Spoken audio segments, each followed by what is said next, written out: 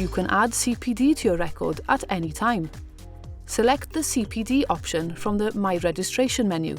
This will take you to the CPD page, which has information about the CPD requirement and how to add CPD. You can click the link to find out more information on how to meet your CPD requirement. Scroll down the page to see your CPD record. This is where you can add CPD using the button shown. You can also export your CPD record if needed, using the button on the right. To add CPD, click the Add CPD button. Select the type from the drop-down list and add in the details of your training or learning activity.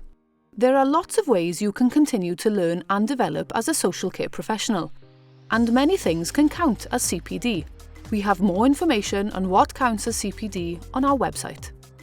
Next, tell us briefly how this activity has contributed to your development and helped inform your practice. Different activities will teach you different things, and it's important to reflect on how your learning activities have helped you develop your skills as a care professional.